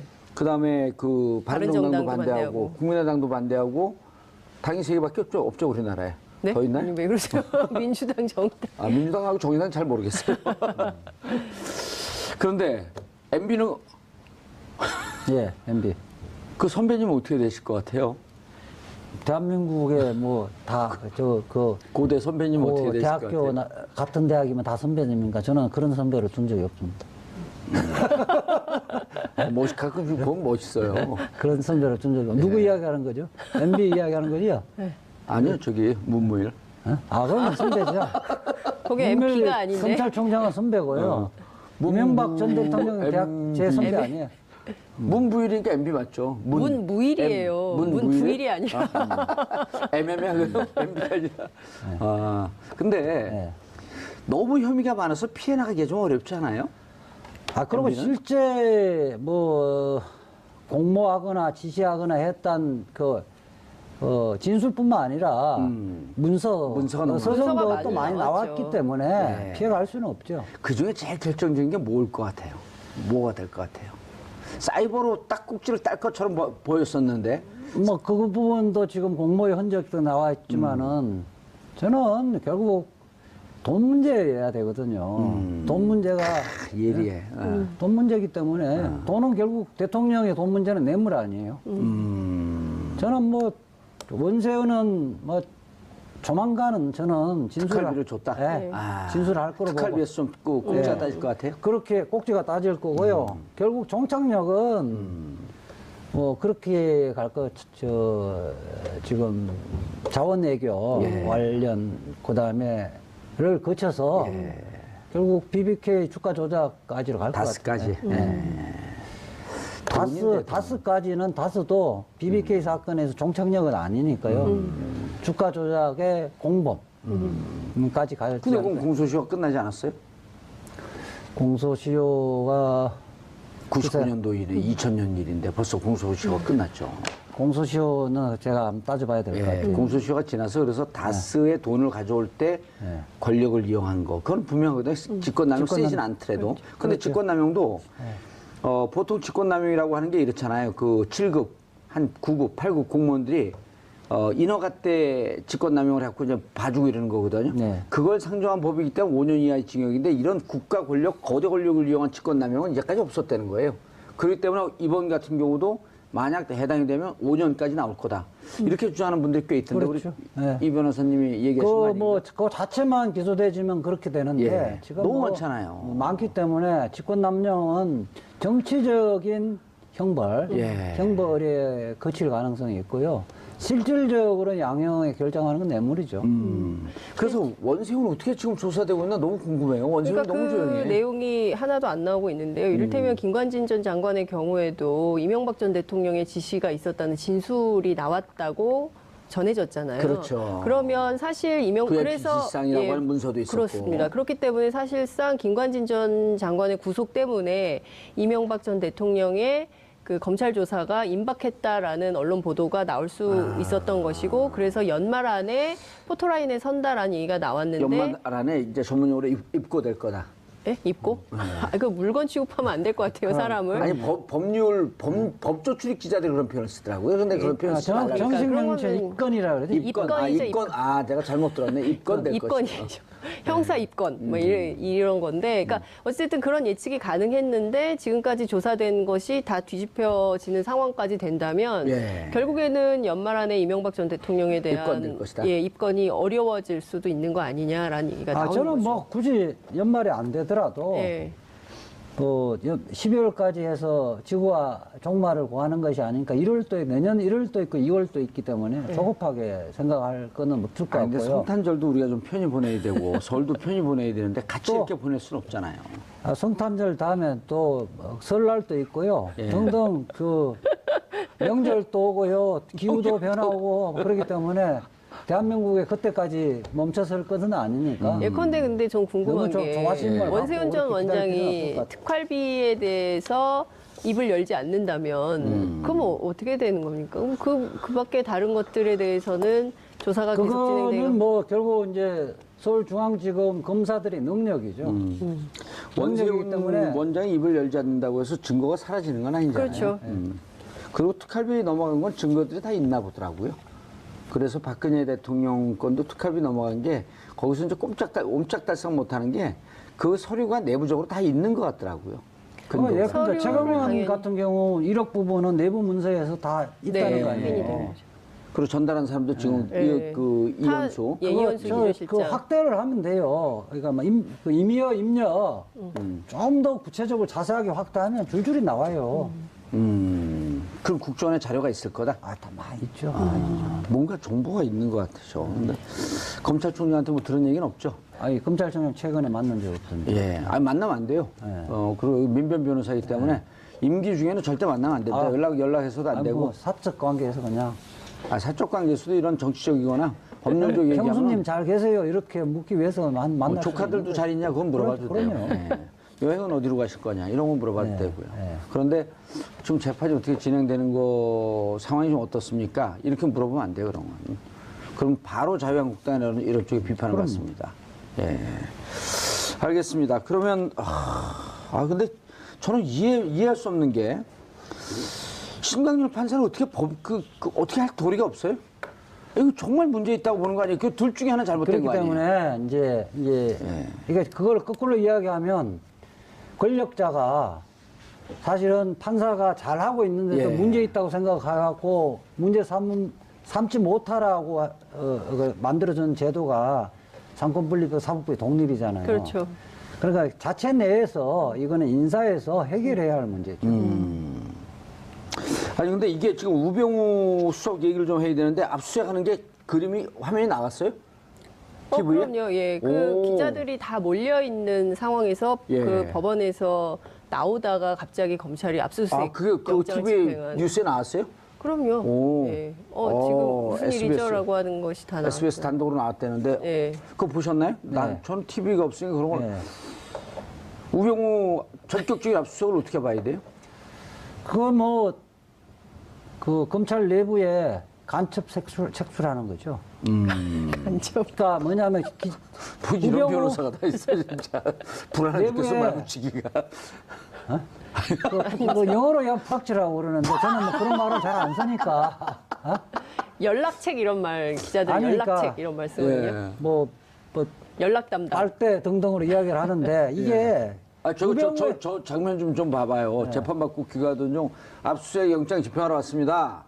무슨 영장이요? 영장 가고 싶어요? 이런 건 아니죠. 휴대전화와 차량에 대해서 집행을 지금 하려고 합니다. 휴대전화와 차량이요? 진짜 당황해요, 근데? 진짜 당황했다는 게 당시 현장을 지켰던 취재기자들의 당황스럽죠. 전원이에요. 왜냐하면 그런 경우는 별로 없거든요. 예, 굉장히 그러니까 지금 공판이 진행 중이기 때문에 별건이 또 나왔구나라고 긴장을 할 수밖에 없는 거죠. 우병우 전 수석의 입장에서는 어쨌든 법조인이기 때문에 이거 지금 압수수색 할 게 없는데 왜 나를 또 압수수색하지? 재판 중인데 이렇게 판단하는데 별건이 또 잡혔으니까 자기 입장에서는 당황할 수밖에 없는 거죠. 이게 그 시간을 두면 정보가 다 새 나가서 우병우가 사전에 준비를 다 해버리는 거예요. 지난번에 또 휴대폰 압수수색했는데 아무것도 없었다. 아무것도 다 없었죠. 지워버리고. 깐 거예요. 예. 예. 그런 것 때문에 전격적으로 한 거라고 봐야죠. 예. 그러니까 이번에도 보면 기가 막힌 것이 우병우 전 수석하고 누구죠? 이번에 최윤수. 최윤수 두 사람이 직접 추명호 국장하고 통화한 기록은 없다는 거잖아요. 그러니까 중간에 매개고리가 됐던 그 현직 검사, 쿠션식으로, 쿠션. 그렇죠. 검사가 그 연락책 역할을 하면서 추명호 실시간으로, 변호사에게. 그러니까 예. 실제로 추명호 전 국장이 검찰 조사를 받으면서 그 검사를 통해서 우병우 전 수석에게 정보를 전달한 케이스예요. 본인이 그 직접 검찰에- 통화할 수 있으면 하고 검찰에- 안 되면 변호인을 통해서. 그 소환하는 것도 예. 구치소에 있으면 네. 검찰에 계속 부르거든요. 네. 부른 것도 어찌 보면 정보를 캐려고 부른 거 아니에요? 뭐 꼭 정보만을 캐려고 했을까? 뭐 수사 조사를 하려고 불렀을 수도 예를 들어 있겠지만. 제가 그 추명으로 불러고 조사를 해요. 검사예요, 예. 제가. 검사인데 옆에 와서 다른 프락스 검사가 야, 지금 조사 어떻게 되고 있어? 네. 여기 추명호 국장이 이 양반도 왜 이래? 그러면서 슬쩍 물어본 내용을 갖고 또 우병우 쪽에다가 전해주고. 네. 계속 이렇게 그 내부에서 정보를 취합하고 있었던 거 아니에요, 프락치가? 그렇죠. 그렇죠. 그러니까 그게 실질적으로 변호인과 그 검찰의 간부를 통해서 말 맞추게 하는 거죠. 네. 그래 검사가 이런 경우가 있어요, 근데? 이런 경우는 실질적으로 있죠. 네? 실질적으로 있다고요. 검사 내부에 검사가 그렇게 뿌락지 짓을 사건을 하는 게? 뿌락지짓을 하는 게 실질적으로 안 밝혀지지만은 그런 꽤 있죠. 특히 이제 정관들한테는 그런 게 허다하죠. 근데 이분은 현관이잖아요. 전관이 아니라 아니 정관 변호사한테는 그 현관이 알려준다는 현관들의 거죠. 친분 관계가 있기 때문에 네. 그 특히 이제 뭐 수사관들을 통해서도 하고 그래갖고 정보를 내부 정보를 많이 캐내죠.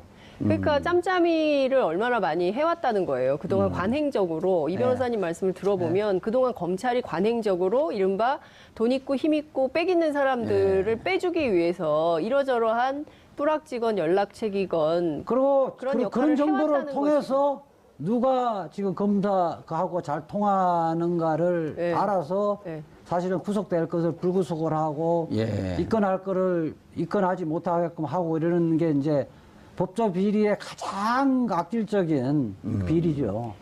아니 그러니까 추명호 국장과 이걸 좀 한번 설명을 해줘요. 악질적인 비리라고 하지 말고 구체적인 팩트를. 자, 추명호 전 국장이 구속이 되어 있잖아요. 네. 그다음에 이제 최윤수 국정원 2차장이죠. 네. 2차장은 또 그 우병우 전 수석과 대학 동기예요. 네. 우병우 절친이란 말이에요. 네. 이 최윤수하고 우병우를 추명을 구속시키면서 공법으로 적시했잖아요. 그러니까 공법으로 적시했는데 왜 최윤수하고 우병우를 구속을 못 시켰냐는 거야. 예? 그렇죠. 이제 공범 관계가 예. 그 확실하게 예. 근데 추명호 국장이 아직까지 공모 관계에 대해서 100% 자백을 하지 않았던 거죠. 그럼 이제 요 정도 공범으로 적시가 되어 있는데 증거가 없으니까 계속 들어가 있는 추명호와 최윤수, 우병우는 입을 맞추기 위해서 노력을 했다. 그러니까 그 중간에 지금, 검사가 있었다. 이석수 감찰관을 예. 미행을 하고 네. 예. 사찰을 하고 그 부분을 그 추명호가 최윤수 차장에게 보고를 보고했고. 하고 최윤수 차장은 직접 우병우에게 직보했고. 직접 보고를 했다는 거죠. 그러니까 그게 공모관계고 그 정점에서는 우병우가 제일 정점에 있는 거잖아요. 그럼 이번에 구속되나? 이 건이 확인되면? 구속되죠. 그래서 지금 보니까 최윤수나 예. 추명호는 우병우를 보호하고 있는 것 같아요. 그렇죠. 얘기가 그래서 그렇게 이 되는 거죠. 부분에 말하자면 공모의 단서, 말 맞추기 했던 단서를 갖고 추궁을 하면 사실대로 진술할 가능성이 있죠. 그럼 이번에 우병우는 이제 못 빠져나간다? 더군다나 최윤수 같은 경우는 곧 영장 청구를 할 거거든요. 예. 영장 청구할 수 증거인멸의 우려가 있다는 증거가 되기 때문에 아주 결정적인 증거가 나왔잖아요. 구속돼지면 예. 우병우도 이제 구속되네, 그럼? 그러니까 자기가 우병우가 구속되지 않으면 자기가 최정점에 있는 거 아니에요. 형량에는 상당히 큰 거죠. 예. 그럼 뭐 우병우를 나의 말을 안 들을 수가 없었다 이렇게 보면 양이 굉장히 차이 난단 말이에요. 아. 또 구속적 부심하는 거 아닙니까? 이런 건 어떨까요? 그 제가 청담동에서 벙커라고 하는 그 식당도 하고 그러는데 네. 우병우 구속되는 날 밥을 무료로 쏘면 어떨까? 그거랑 관계없죠. 김영란법 영업의 자유입니다, 그거는.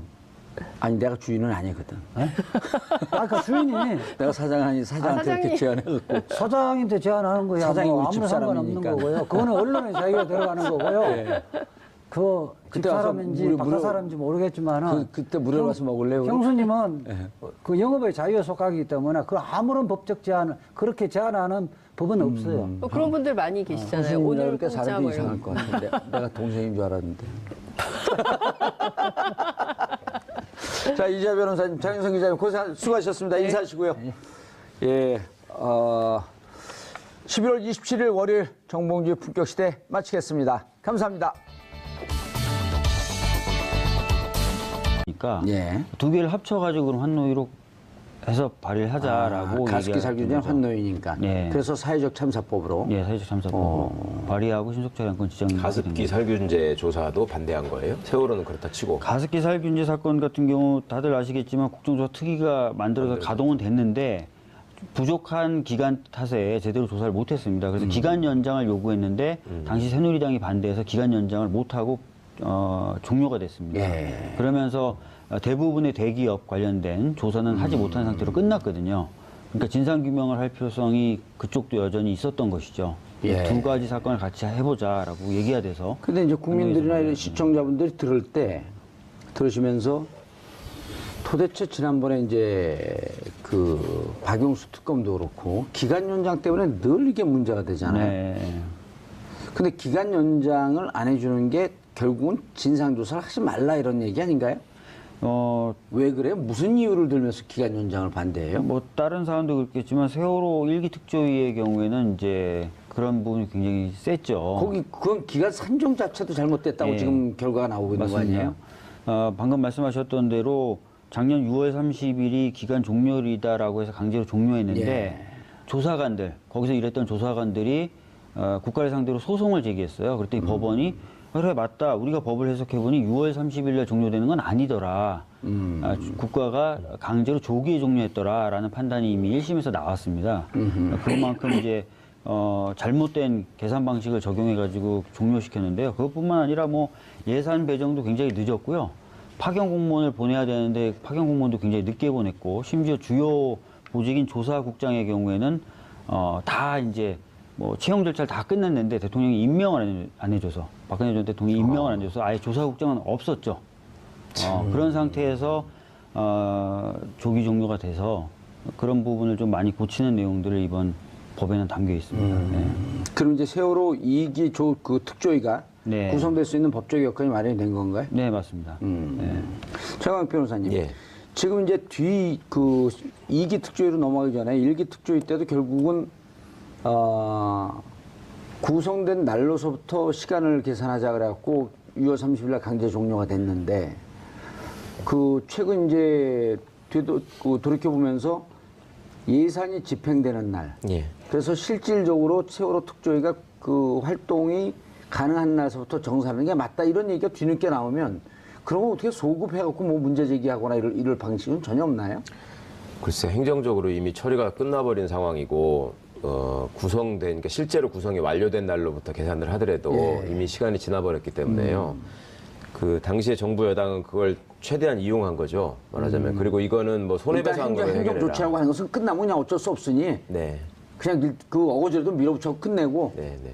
나중에 뭐 돈으로 메꾸면 될 거 아니냐 이런 생각을 한 건데 정말 나쁜 거죠. 당시에도 애초에 구성이 행정적인 절차나 이런 것 때문에 어쩔 수 없이 늦어졌다면 그래도 이해할 만한 사유가 되는데 사실 이런 점을 예상해가지고 당시에 야당이나 유족이나 또 시민들이 굉장히 요구를 했었거든요. 그렇죠. 빨리빨리 네. 처리를 해라라고 하는 거를 일부러 늦췄었고요.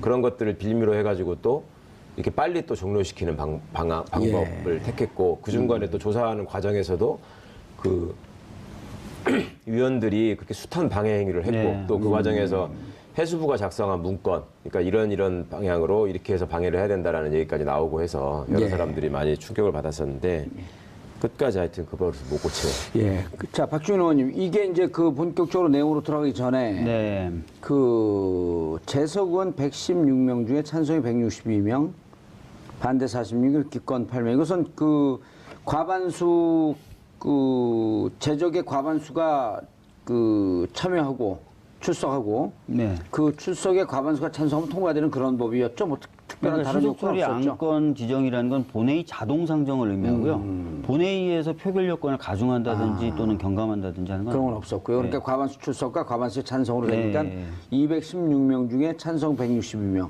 216명이면 자유한국당도 일부 참석을 했네요. 실제로 이제 참석을 해서 반대표를 던지신 분들이 계신 거죠. 그리고 대부분의 자유한국당 의원님들은 이제 퇴장하셨고요. 이 표결 전에. 뭔가요? 논리가 도대체. 이게 사회적 참사라고 하는 게 지금 여기 무슨 이념이 들어가 있나요? 사회적 참사법이 뭐 그런 거 아니라는 건 다들 잘 아실 거고요. 아마 뭐 가습기 살균제 피해 사건 이런 그 당시 이제 민주당에서 무슨 얘기냐 압수수색 그 영장 낸다고 다 받아주는 게 아니고 법원에서 결정하는 거기 때문에 수사권과 기소권은 가급적 객관적이고 중립적으로 진행될 것이다. 근데 이번 법 통과로 인해서 네. 수사권과 기소권을 갖게 되는 건가요? 어떻게 되는 건가요? 이번에는 이 조사위원회가 직접 수사권과 기소권을 갖지는 않지만 법 예. 형식상 특검을 요구할 수 있고요. 또 특검을 요청하게 되면 예. 90일 안에 아마 국회에서 의결해서 구성을 하게 돼 있는 걸로 압니다. 그렇게 되면 조건 없이요? 네네. 그러니까 세월호 그러니까 이번 특조위가 특검 구성을 요청하게 되면 거기에서 만들어지는 특검은 당연히 수사권과 기소권을 갖는 거기 그렇죠. 때문에 특검이기 때문에. 약간의 예. 절차나 시간은 걸리겠지만 사실상 수사권과 기소권을 보유하고 있는 걸라고 봐야 될 것 같고요. 과거에 유족들이 세월호 특조위 때도 수사권과 기소권을 요구했던 것이 뭐 무소불위로 정권에 타격이 되는 모든 일을 다 수사해서 우리 뜻대로 하겠다라는 그런 의미가 아니었고 예. 이미 검찰이나 경찰의 수사가 있었지만 믿을 수 있는 성과가 없지 않았느냐. 예. 그렇다면 독립된 기관에서 제대로 된 수사를 해서 그 부분이 기소가 되고 제대로 처벌돼야 하지 않겠느냐라는 어떤 염원에서 그랬던 것인데 예. 그때도 당시 여당의 입장은 문제가 생기면 얼마든지 우리가 그거는 받아줄 테니 직접 수사 기소를 한다는 얘기만 하지 마라라는 식으로 자꾸 논리를 만들어서 빠져나갔는데 지금 돌이켜 생각해 보면은 결국 그 7시간, 예. 그 7시간을 막기 7시간 위해서 반으로 또 늘어났잖아요. 30분이. 네. 예. 결국 그걸 막기 위해서 최선을 다했던 것이고 그 결과 이제 그 심각한 불행들이 있었던 거니까 본인들도 좀 생각하는 바가 있어야 될 텐데 예. 걱정입니다. 예. 특검을 요청하게 되면 특검 규모나 이런 등등에 대해서는 구체적으로 안이 있나요? 아니면 네, 상설특검법에 따르게 돼 있습니다. 상설특검법에. 근데 일기 때도 상설특검법에 따르게 돼 있었는데요. 문제는 뭐냐면 특검 요청을 하면은 그걸 국회에서 의결을 해줘야 상설특검법 절차가 진행이 되잖아요. 이번에는요. 이번에는 아까 말씀하셨던 것처럼 의결이 필요 없어요? 90일이 되면 자동 상정이 돼 버리니까요. 일종의 신종 패스트트랙입니다. 신정 패스트트랙. 90일짜리 패스트트랙을 만들었어요. 어. 기간은 어떻게 돼요? 그러니까 조사 기간은? 조사 기간 특조위. 조사 기간이요. 예. 특조위 2년입니다. 1+1년인데요. 원안은 3년이었습니다. 2+1년이었는데 그러면 기간이 좀 짧아진 것 아니냐라고 걱정하실 수 있습니다. 원안에 비해서는 뭐 다소 짧아진 건 사실인데 특징이 뭐냐면 1기 특조위 때는 위원회 구성을 마친 날로부터 기산하게 돼 있잖아요. 2기 특조위 때는 위원회가 이제 시작이야라고 할 때부터 시작입니다. 이제 시작이다라고 하는 것을 네. 조사위원회에서 결정하게 돼 가결해야만. 예. 그러니까 이제 앞에 사전에 준비 절차니 교육 절차니 예. 채용 절차니 이런 거 사전 조사니 이거 충분히 한 다음에 이제 다 됐으니까 이제 시작하겠다. 한 2, 3년 동안 충분히 그 사전 조사하고. 근데 그렇게 되면 이제 그래서 빨리 해야죠. 그렇기 때문에 낭비하는 시간이 없습니다. 또 답답해갖고 그동안에 기간 때문에 그냥 맨날 밀려갖고. 예, 낭비하는 시간이 없어서 가족분들도 조금 짧아져도 이해하셨습니다. 아니 근데 사전에 준비하고 자료 취합하고 지금 자료가 흩어져 있잖아요. 네, 그럼 일기 조사 때 한 것을 다시 그 리뷰하면서 어디까지 진행됐냐 정리하는 게 시간이 꽤 걸릴 꽤 거예요. 걸려요. 꽤 걸리고 교육도 일기 특조위 운영해 보니까요. 예. 채용된 사람이나 파견된 공무원이 바로 조사할 수가 없더라고요. 교육을 해야 되더라고요. 아니, 그 우리가 맨날 관심을 가져도 맨날 잊어먹잖아요. 맞습니다. 그리고 뭐 당시에 또 불합을 해산시키면서 해수부가 자료 관리를 제대로 안 해가지고 나중에 그렇겠네요. 국회에서 요구해도 뭐 없다고 그러고 막 이런 일이 맞습니다. 많았거든요. 그래서 그런 절차를 시간 경과로 판단되지 않으면서 충분히 할 수 있고요. 다 돼서 이제 진짜 조사한다. 그때부터 이제 기사입니다. 그럼 예를 들어 여기 팀이 어떻게 구성이 되는지 그거는 안 나와 있나요? 지금 그 세부적인 예. 구성에 대해서는 대통령령이 근데 운영 방식에 대해서는 규칙이 정하는 것으로 해놨습니다. 예. 지난번처럼 또 부위원장을 그렇지. 자유한국당이 그렇지. 맡아가지고 그렇지. 사무처를 장악해서 이상한 짓 하고. 부위원장 제도라는 게 없고요. 예. 각 소위원장들이 독립된 권한을 갖도록 만들었어요. 네. 그래서 이제 누군가 부위원장 같은 이상한 존재가 좌지우지 못하도록 만들어놨습니다. 예. 특별조사위원회 위원장도 이제 임명해야 되고 이런 절차를 밟아야 되네. 예, 지금 9명의 위원을 각 당이 이제 또는 의장이 추천을 해줘야 예. 되는데요. 그래서 하나의 안전장치를 또 만들어놨습니다. 혹시나 자유한국당이 위원 추천을 안 할까봐 아하. 6명 이상만 위원이 되면 가동할 수 있는 걸로 해놨습니다. 아이고.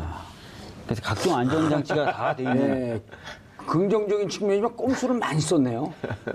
머리가 굉장히 아팠습니다. 그래 이제 저쪽에 예를 들었고 사람 안 보냈고 그때 우리 그 헌재도 네.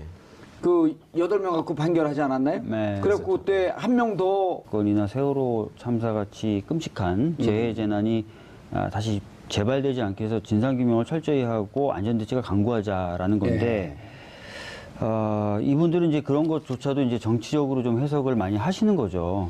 아니 예를 들어서 세월호 참사 같은 경우는 당시에 최근에 이제 보도가 나오는 게 세월호 참사가 난 4월 16일 이후에 최소한 5차례 정도 성형 시술을 했다라고 하는 보도가 이제 언론을 통해서 계속 나오고 있잖아요.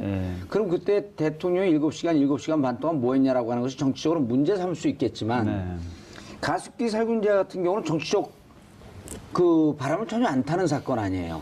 그렇지도 않습니다. 그렇지도 않나요? 네. 가습기 살균제 피해 사건도 당시에 정부가 제대로 관리 감독 못했다는 얘기들이 나오고 있고요. 더 큰 문제는 이제 이런 제품들을 생산했던 대기업들의 이해관계가 걸려 있는 그런 부분이 있습니다. 대기업, 친대기업적 정책을 하다 보니 이런 부분에 대해서 진상규명을 제대로 하지 않았다. 그러니까 뭐 지금 반대표를 던지신 분들이나 표결 찬성하지 않았던 분들이 뭐 바로 대기업 편을 들었다고 하기는 어렵겠지만 확실히 이 가습기 살균제 피해 사건의 경우에는 뭐 SK라든지 이런 대기업들 제품도 문제가 됐었습니다. 국정조사 당시에요. 근데 제대로 조사가 안 됐다라고 평가를 받고 있죠. 그러니까 대기업들 입장에서는 좀 불편할 수 있는 부분이 있는 건 사실입니다. 예. 최강욱 변호사님. 예. 특별조사위원회를 구성하게 되어 있어요, 이제. 사회적 참사법의 핵심적 부분.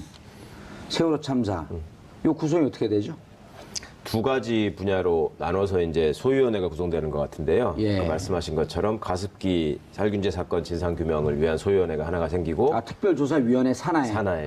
이쪽에 나오네요. 예. 세월호 참사 진상규명 소위원회가 생겨서 이제 9명의 위원이 여기를 적당히 분담을 하시겠죠. 나눠서 이제 진행이 될 것 같은데 저는 참 이상했던 것이 이 세월호 참사 진상규명 소위원회 구성과 관련해서 여전히 그 반대 토론했던 정유섭 의원께서 진상규명이 다 됐는데 뭘 더 하자는 거냐, 예산 낭비다. 정유섭 의원은 어느 당 의원이에요? 당연히 자유한국당이겠죠. 그럼 뭐 모르면 나한테 물어봐라 이랬는데 도대체 뭐가 규명됐다고 이분은 말씀하시는 거죠? 뭐 다 됐다는 거죠. 뭐 검찰 수사도 있었고 또 재판 진행된 부분도 있었고 일기 특조위도 있었고 그러면 다 된 거 아니냐라고 말씀하시는 건데 저희들이 뭐 항상 이런 질문을 접하면은 드리는 말씀이 있습니다. 그러니까 일기 특조위의 경우에도 조사 완결된 건 한 건밖에 없습니다. 네. 그 정도 철저히 조사 방해를 당해왔었고요. 검찰 수사 관련돼서도 외압이 있었다는 의혹이 계속 제기되고 있거든요. 그래서 진상규명 작업이 굉장히 더디고 잘 안 됐을 뿐만 아니라 또 정부의 방해가 있었다라는 상황이기 때문에 진상규명 작업을 다시 해야 될 필요가 크다라고 말씀을 드리겠고 가습기 살균제 피해 사건의 경우에도 아까 말씀드렸던 대로 국정조사는 있었지만 기간이 짧아서 충분히 조사되지 못했던 부분은 당시부터 계속 지적되었던 것입니다. 아니 근데 이번에 이제 누굽니까 김영춘 해수부 장관도 사과를 했는데 요 내용도 들어가기 바로 전에 6월이 나왔는데 동물뼈가 아닌 사람뼈로 확인이 되고 네. 그것을 그 보도를 늦추고 직무유기했다. 그래갖고 지금 홍준표 원내대표, 그 당대표가 강력하게 문제 제기하고 있잖아요. 네, 그렇죠. 뭐. 그 부분에 대해서 그 가족들이 뭐 가당치 않은 얘기다 이제 이런 얘기를 하는데 사실 지금까지 진상조사를 방해했던 것은 자유한국당 쪽 아니에요? 네, 맞습니다. 예전에 이제 새누리당 뭐 예. 원내수석 부대표였던 김재원 의원이 세금 도둑이라는 발언을 했고요. 그것이 일종의 폼을 연 거죠. 그다음부터 그렇죠. 이제 수학여행 가다 그 예. 애들이 죽었는데 왜 그걸 국가 책임지냐? 맞습니다. 그리고 그다음에 이제 새누리당의 다수 의원들이 그런 비난성 발언들 쏟아내셨고 그 이후에 새누리당이 추천했던 특조위, 일기 특조위 위원들도 공공연하게 조사 작업을 방해했던 것들은 여러 차례 확인되고 있는 상황입니다. 그러니까 이분들은 국민의 생명과 안전을 지키는 게 정부의 기본 사명이고 또 그 정부와 함께 그 정권을 뒷받침하는 게 여당이라는 사실, 그러니까 그 권한에만 집중을 하고 책임에 대해서는 생각을 안 하시는 것 같아요. 그러니까 그 책임 부분이 제기가 되면 항상 이거는 정권의 부담이 되는 거고 정권에 반대하는 사람들이 힘을 받을 수 있는 상황이 되니 무조건 정치적인 문제를 끌고 가가지고 유족을 비난하고 조사를 방해하고 하는 것이 마치 여당의 임무인 것처럼 예. 그렇게 생각하고 행동을 하셨는데 가습기 살균제 부분도 사실 아까 의원님한테 이제 물어봤던 이유가 이걸 진짜로 반대하는 거냐 이상하다라는 건데 이것도 사실 따져보면은 왜 박근혜 대통령이 4대 무슨 중요 그 근절 4대 악. 깨어있는 서울 시민을 위한 정직하고 알찬 프로그램 11월 27일 월요일 정부준비 품격시대 시작합니다. 자, 첫 번째 주제죠. 국회 문턱을 넘은 사회적 참사법입니다. 자, 이 문제와 관련해서 함께 하실 두 분 소개합니다. 박주민 더불어민주당 의원 자리하셨습니다. 네, 안녕하십니까. 자, 최강욱 변호사 자리하셨습니다. 안녕하세요. 네. 박 의원님, 네, 낮에 하니까 편하죠? 네. 낮에 오니까요. 편한데요? 네. 오기도 금방 오고, 네. 길도 안 막히고. 네. 또 짜투리 시간에 국회에서 안 그러면 낮잠 잘 뻔했는데. 사회적 참사법. 많은 분들이 잘 알고 있지만 또 그 낯설은 분들도 계시거든요. 네. 무슨 내용이고 언제 어떻게 됐는지 간단히 먼저 소개를 좀 해주시고요. 예, 이 법은 아까 잠깐 방송에도 나왔지만 세월호 참사와 가습기 살균제 피해 사건에 대한 진상 규명을 하고 딱 그 두 개인가요? 예, 그리고 관련된 안전 대책을 만들어서 정부에 권고하고 또 피해자들에 대한 정부 지원이 제대로 진행되고 있는지 점검하는 내용을 담고 있습니다. 예. 이 법은 그냥 일반적인 통과 방식으로 통과된 건 아니고요. 예. 신속 처리 안건 지정 방식으로 지정이 돼서 이번 국회에서 통과된 제1호 사건입니다. 1호 신속 법안입니다. 처리 안건 지정 방식? 네. 뭐죠 그게?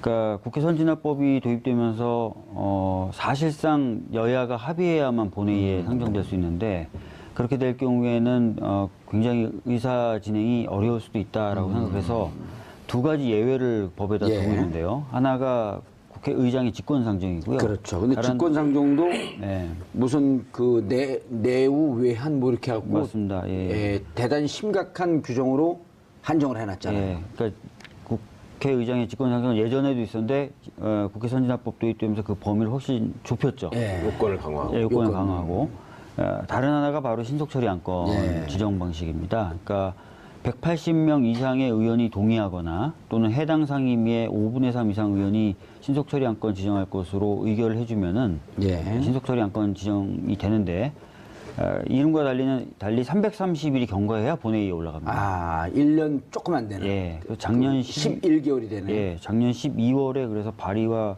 함께 이제 신속 처리 안건 지정을 해놨고요. 11개월이 지난 올해 11월 20일 이후에 열렸던 첫 본회의에 자동 상정된 겁니다. 예. 그래서 표결을 하게 된 것입니다. 그 신속 처리 안건으로 지정한 이유는 뭐예요? 그때 당시에도 지금 자유한국당이 반대를 했기 때문에. 예, 많은 분들이 기억하시겠지만 작년 여름에 제1기 특조위가 강제로 종료당했습니다. 네. 종료되는 것을 막기 위해서 1기 특조위 법을 개정해서 기간 자체를 연장하려고 연장하자. 했었거든요. 그렇죠. 근데 그 법안에 동의했던 국회의원이 무려 168명 정도 됩니다. 그런데 처리가 안 됐어요. 예.